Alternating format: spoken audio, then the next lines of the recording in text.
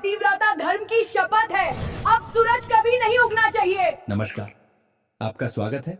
दोस्तों, एक सच्ची पतिव्रता नारी कैसी होती है? जब पति किसी पराई स्त्री के साथ संबंध रखता है तो पतिव्रता स्त्री का क्या धर्म होता है? क्या पतिव्रता स्त्री को अपने पति की इच्छा का मान रखना चाहिए? क्या स्त्रियों को दुराचारी पति का त्याग करना चाहिए? क्या स्त्री को रोगी पति का साथ छोड़ देना चाहिए? ऐसे पति के साथ रहने पर स्त्री को कौन से कष्ट भोगने पड़ते हैं? साथ ही स्त्री का वह कौन सा अंग है जिसे किसी भी पुरुष को कभी नहीं देखना चाहिए, क्योंकि जो भी पुरुष स्त्री के इस अंग को देखता है उसका निश्चित ही विनाश हो जाता है। इस विषय में पद्म पुराण के सृष्टि खंड में बहुत ही महत्वपूर्ण इतिहास बताया गया है। यह प्राचीन कथा बहुत ही ज्ञानवर्धक है। प्रत्येक विवाहित स्त्री को और पुरुष को यह कथा अवश्य सुननी चाहिए। आइए बिना विलंब किए आपको वह महान कथा सुनाते हैं। दोस्तों, प्राचीन समय की बात है। मध्य देश में प्रतिष्ठानपुर नामक एक सुंदर नगरी थी। उस नगर में कौशिक नाम के एक ब्राह्मण अपनी पत्नी शैब्या के साथ निवास करते थे। कौशिक पिछले जन्मों के पाप फल स्वरूप कुष्ठ रोग से ग्रस्त हो गए थे। उनके शरीर पर कई घाव थे जिनसे निरंतर पीप बहती रहती थी और अंगों में असहनीय पीड़ा रहती थी। यद्यपि कौशिक का शरीर रोगग्रस्त था, फिर भी पतिव्रता शैब्या उनका पालन ऐसे करती थी जैसे कोई माता अपने शिशु का करती है। वह प्रतिदिन पति को स्नान कराती, उनके घाव धोती और मरहम लगाती, उन्हें स्वच्छ वस्त्र पहनाती और समय पर भोजन करवाती। शैब्या अपने पति को देवता के समान मानकर उनकी सेवा में तन मन से लगी रहती थी। कुष्ठ रोग के कारण कौशिक स्वभाव से चिड़चिड़े हो गए थे। कभी कभी वह शैब्या पर क्रोधित होकर कठोर वचन कह देते या झुंझला उठते, परंतु सहनशील शैब्या इन बातों का कभी बुरा नहीं मानती थी। उसने जीवन को अपने पति की सेवा और सुख के लिए समर्पित कर दिया था। पति की प्रताड़ना भी वह प्रेम पूर्वक सह जाती और अधिक भाव से उनकी देखभाल करती। शैब्या की निष्ठा और सेवा भाव से प्रसन्न होकर स्वयं देवता भी उनके गुण गाते थे। किंतु एक दिन भाग्य ने इस दंपति की परीक्षा लेने की ठानी। हुआ यह कि एक सांझ समय कौशिक अपने द्वार पर बैठे थे। तभी मार्ग से होकर नगर की प्रसिद्ध वेश्या अपने भव्य अलंकरणों से सुसज्जित होकर गुजरी। वह स्त्री अत्यंत रूपवती और यौवन से परिपूर्ण थी। उसके नूपुरों की रुंझुन और सौंदर्य की आभा ने कौशिक का ध्यान अपनी ओर खींच लिया। कौशिक ने इससे पूर्व ऐसा अप्रतिम सौंदर्य कभी न देखा था। वेश्या का रूप मानो कामदेव की चमक को भी मात देता था। उसे देख कौशिक के मन में दबी वासना अचानक प्रबल हो उठी। उस रूपसी के चले जाने पर भी कौशिक की आंखें उसी ओर टिकी रहीं और उनके हृदय में एक तीव्र लालसा जन्म लेने लगी। वह गहरी सांस भरकर रह गए और उनका मन विकल हो उठा। पति को अचानक इस प्रकार व्याकुल देख शैब्या चिंतित हो गई। अंततः स्नेह भरी कोमल वाणी में शैब्या ने पूछा, स्वामी, आपको क्या दुख सताता है? आपका मन क्यों उदास और अस्थिर लग रहा है? कृपया मुझसे अपनी व्यथा बताएं। कौशिक ने बात टालने का प्रयत्न करते हुए कहा, शैब्या, तुम नहीं समझ पाओगी। बेहतर है मुझसे कुछ न पूछो। यह ऐसी इच्छा है जो न तुम पूरी कर सकती हो न मैं, अतः इसे कहना व्यर्थ है।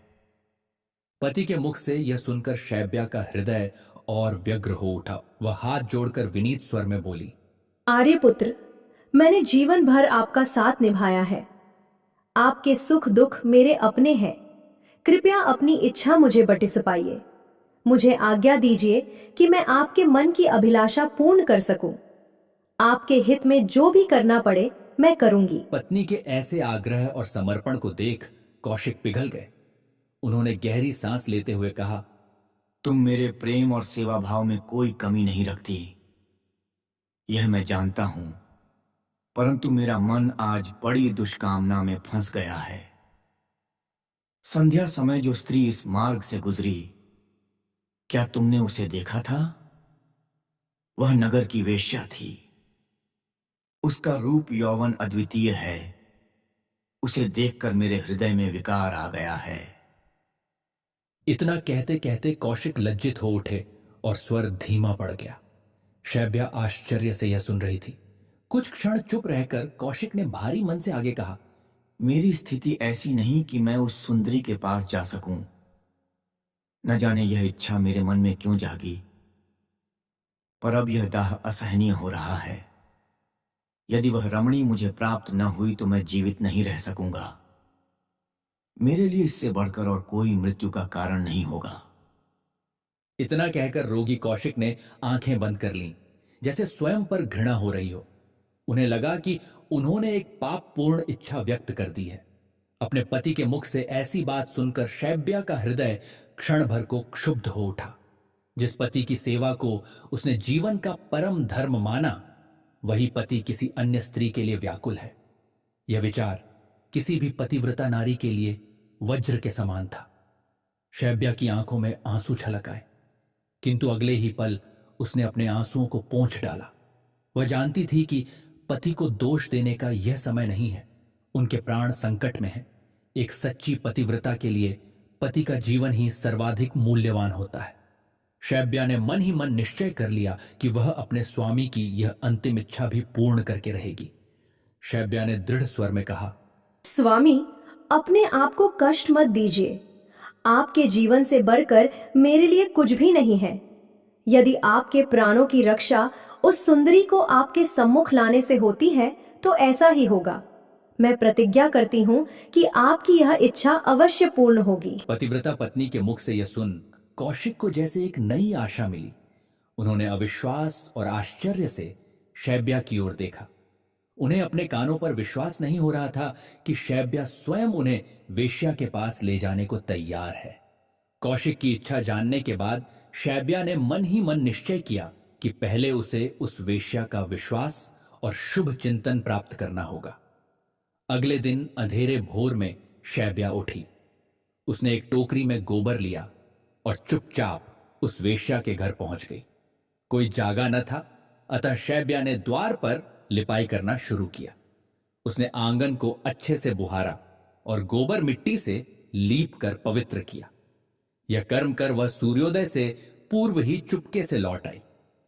इस प्रकार शैब्या लगातार 3 दिवस प्रातःकाल वेश्यालय के द्वार पर सफाई और लिपाई करती रही। वह अपना कार्य निरंतर श्रद्धा और प्रसन्न चित्त होकर करती, मानो ईश्वर की पूजा कर रही हो। वेश्या ने देखा कि बिना कहे ही कोई उसके आंगन को संवार जाता है, सड़क और दीवारें सजाकर साफ रख जाता है। तीसरे दिन तक वेश्या को बड़ा आश्चर्य हुआ कि यह कौन उपकारी है जो निस्वार्थ भाव से यह सेवा कर रहा है। उसने अपने दास दासियों से पूछा, पर कोई उत्तर न मिला। किसी ने कुछ न किया था। चौथे दिन प्रातः वेश्या ने स्वयं छिपकर उस रहस्य को जानने का निर्णय लिया। भोर होते ही जब शैब्या फिर से झाड़ू और गोबर लेकर आई तो वेश्या ने उसे रंगे हाथ देख लिया। एक साध्वी स्त्री को अपने आंगन में झाड़ू लगाते देखकर वेश्या हक्का बक्का रह गई। वह लज्जा और कृतज्ञता से शैब्या के चरणों में गिर पड़ी। आंसू भरी आंखों और कांपती आवाज में उसने कहा, हे देवी, मुझे क्षमा करो। मैं अज्ञानी थी जो यह न जान सकी कि ऐसी पुण्यवती मेरे द्वार पर आकर मेरे घर को पवित्र कर रही है। आपने निस्वार्थ भाव से मेरी सेवा की, यह मेरा सौभाग्य है। मैं इसके बदले आपको जो भी चाहिए देने को तैयार हूँ। सोना, रत्न, वस्त्र, जो मांगना चाहो निसंकोच मांगो। शैब्या ने वेश्या को उठाकर गले लगाया और कहा, देवी, मुझे धन संपत्ति से कुछ लेना देना नहीं। आपकी उदारता के लिए धन्यवाद, पर मेरा निवेदन कुछ और है। यदि आप मुझे वचन दें कि आप मेरी सहायता करेंगी तो ही मैं अपनी इच्छा प्रकट करूंगी। वेश्या ने आश्चर्य से पूछा, साध्वी, तुम जैसी महान नारी मुझ तुच्छ पर ऐसी कृपा क्यों कर रही है? तुम जो भी चाहती हो निडर होकर कहो। मैं वचन देती हूँ कि अपनी पूरी शक्ति से तुम्हारा कार्य सिद्ध करूंगी। शैब्या ने गंभीर स्वर में कहा, यदि तुम सचमुच मेरी सहायता करना चाहती हो तो मुझे वचन दो कि मेरी बात पूर्ण करोगी। वेश्या ने तुरंत हाथ जोड़कर कहा, हाँ, मैं प्रतिज्ञा करती हूँ। तुम निःसंकोच अपनी इच्छित वस्तु मांगो। तब शैब्या ने संकोच त्याग कर अपना उद्देश्य बताया। हे सुंदरी, मैं जिस कार्य के लिए आई हूँ वह तनिक असामान्य है। मेरा स्वामी कौशिक तुम्हारे सौंदर्य से विमोहित हो गया है। वह एक क्षण के लिए भी तुम्हें पाना चाहता है। उनके प्राण उस इच्छा पर टंगे हुए हैं। मैं तुमसे विनती करती हूं कि एक रात के लिए तुम मेरे पति को अपने निकट स्थान दो। तुम जैसी दयालु और रूपवती स्त्री यदि मेरे पति को स्वीकार कर लेगी तो उनका जीवन बच जाएगा। मैं जानती हूं यह निवेदन साधारण नहीं, किंतु पत्नी धर्म मुझे तुम्हारे आगे हाथ जोड़ने को विवश कर रहा है। ये कहते हुए शैब्या की आंखों में आंसू आ गए। उसने विनम्रता पूर्वक वेश्या के चरण पकड़ लिए। वेश्या ने घबराकर शैब्या को रोकते हुए कहा, माते, यह क्या कर रही हो? तुम जैसी पूज्य स्त्री मेरे चरण कैसे छू सकती है? मुझे संकोच में न डालो। तुम्हारा हृदय सचमुच महान है जो पति के लिए ऐसी विनती करने आई हो। वह कुछ क्षण के लिए सोच में पड़ गई, फिर बोली, मैं स्वीकार करती हूँ कि तुम्हारे पति कुष्ठ रोग से ग्रस्त हैं और उनके साथ एक रात्रि बिताना मेरे लिए कठिन होगा। उनकी देह से दुर्गंध आती होगी और संभव है मुझे कष्ट होगा। यह कहकर वेश्या ने शैब्या की ओर देखा जो अत्यंत आशा भरी दृष्टि से उसे निहार रही थी। वेश्या ने निश्वास छोड़ते हुए आगे कहा, किंतु तुम्हारे अनुनय को मैं ठुकरा नहीं सकती। तुम्हारे पतिव्रत धर्म के सम्मुख मैं नतमस्तक हूँ। मैं एक दिन के लिए तुम्हारे पति का संग करूंगी, यह वचन देती हूँ, परंतु तुम्हारे स्वामी को स्वयं मेरे घर तक आना होगा। शैब्या ने कृतज्ञता पूर्वक वेश्या के प्रति शीश झुकाया और कहा, देवी, आपका उपकार जीवन भर नहीं भूलूंगी। आज रात्रि मैं स्वयं अपने पति को तुम्हारे भवन तक ले आऊंगी। वेश्या ने कहा, मुझे बताओ तुम्हारे पति कब आ सकते हैं? मेरे यहाँ अनेक राजकुमार और धनिक जन आते हैं, किंतु आज रात मैं तुम्हारे सम्मान में किसी को नहीं आने दूंगी। तुम अपने पति को आधी रात के समय चुपचाप ले आना। शैब्या ने सहमतिमा में सिर हिलाया और तदनंतर वहां से विदा ली। घर पहुंचकर शैब्या ने कौशिक को सारा वृत्तांत सुनाया। वह बोली, स्वामी, मैं आपका कार्य सिद्ध करके आ गई हूँ। नगर की सुंदरी ने आपको आज आधी रात अपने भवन पर बुलाया है। यह सुनकर कौशिक को एक पल को विश्वास ही नहीं हुआ। उसने अधीर होकर पूछा, क्या सचमुच वह राजी हो गई? तुमने उसे कैसे मनाया? शैब्या ने मधुर मुस्कान के साथ कहा, यह सब ईश्वर की कृपा और आपके भाग्य से ही संभव हुआ है। अब विलंब न करें, आपको वहां निश्चित समय पर पहुंचना है। कौशिक ने तब एक वास्तविक बाधा की ओर संकेत किया। पर मैं वहां जाऊं कैसे? मैं तो चलने फिरने में असमर्थ हूं।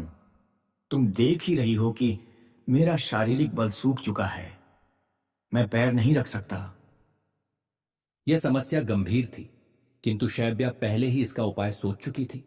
उसने कहा, प्राणनाथ, इसकी चिंता मत कीजिए। मैं स्वयं आपको अपनी पीठ पर बिठाकर वहां ले चलूंगी। जब आपका कार्य पूर्ण हो जाएगा तब उसी प्रकार आपको वापस घर ले आऊंगी। कौशिक ने विस्मय से पत्नी की ओर देखा। वह बोला, देवी, तुम सचमुच अद्वितीय हो। जो कार्य तुम करने चली हो वह सामान्य स्त्रियों के लिए असह्य है।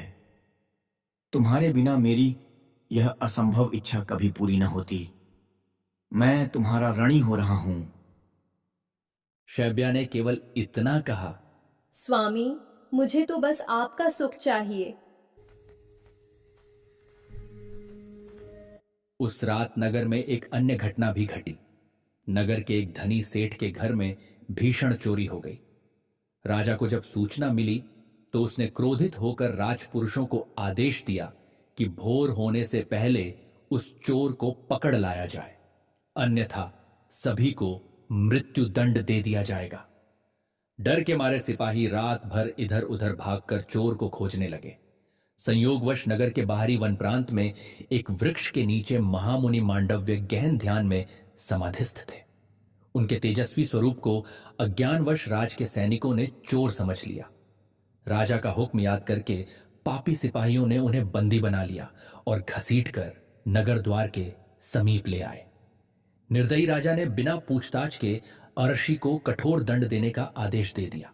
वहां सड़क किनारे एक नुकीली लोहे की कील गाड़ी गई और तपस्वी मांडव्य मुनि को उस कील पर बिठाकर भयानक यातना दी गई।